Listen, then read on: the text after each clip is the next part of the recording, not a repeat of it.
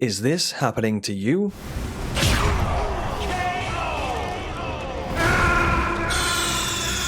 Then you're in the right place for video game training. In this video, we're going to take a look at how to defeat Romina, Saint of the Bud, on Elden Ring, Shadow of the Erdtree. Okay, so let's jump into the fight. What I'll do is show you the fight first, and then afterwards I'll show you the gear that we used and my character's stats. We'll be doing this solo using no summons. Okay, so we're going to use a Bestial Vitality to give us HP regen, and then Flame grant me strength to increase our physical attack. You can also pop a Seppuku as well if you want to increase your physical attack some more. Then we're going to whip over to Rivers of Blood and jump on into the arena. I'll show you a few different bits and bobs that we can do in this fight. She's quite weak to fire, and you can get bleed procs as well. I don't think you can apply poison, and I don't think you can apply Scarlet Rot to her. Ideally we want to be at her sides, which is sometimes easier said than done because she is quite mobile and all over the place, as you can see. I'll try and show you where I mean. So just between the scorpion tail and the centipede head, roughly towards her sides. That's because a lot of her attacks will miss if you're in this particular position, like the scorpion tail attack will sometimes miss, and the attack with her normal weapon will sometimes miss as well. So roughly around here at her sides. For this stinger attack, you just want to roll as you hear the stinger noise to avoid it. I'll show you a few other bits and bobs. You can use the cookery items if you have some of these. If you're going for a bleed build, these will build up some bleed in the background. If you hit her with some of these, they'll help you get more bleed procs. That is that. Try and get back to the side whenever possible. We'll heal up. Her phase change is roughly around 50% health, 60% health, so she's quite close to phase change. We'll push her into that. Roll through, roll through. Gonna blue flask up there. So let's see that phase change action. You want to back up a little bit as she changes, just like that. Look for a place where there's no butterflies around, which sometimes is easier said than done, as the butterflies are gonna explode. We used a flask of wondrous physic there.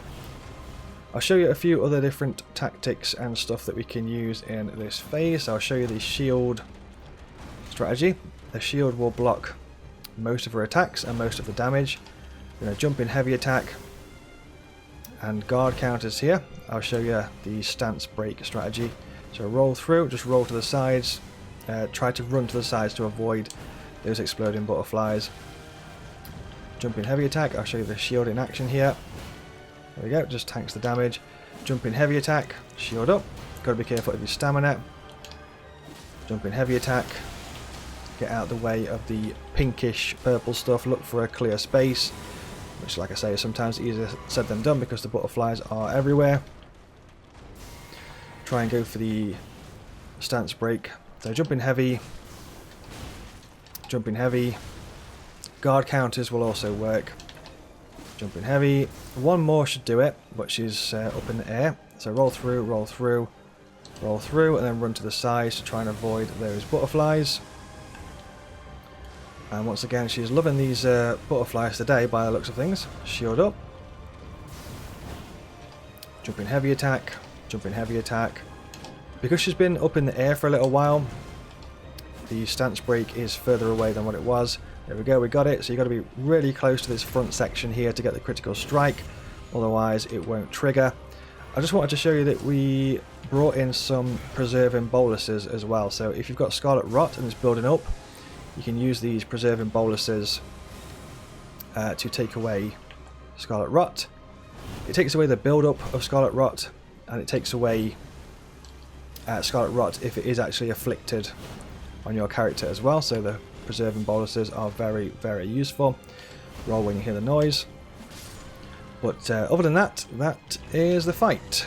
This is the gear, equipment and talismans that we used in this fight. Whilst we take a look at this, I just want to say it's massively important to be collecting the Erdtree fragments. You then want to be using the Erdtree fragments at a site of grace to increase your Erdtree blessing level. By increasing your blessing level, it increases the damage that you deal and it decreases the damage that you take. So if you're massively stuck on a boss fight, I'd recommend leaving the boss fight for a while and then going to find some Erdtree fragments, then come back to the boss fight after you've leveled up your blessing levels a bit. These blessing levels only apply to your character in the DLC. If you've got any hints, tips or tricks of your own for this fight, then feel free to let us know in the comments.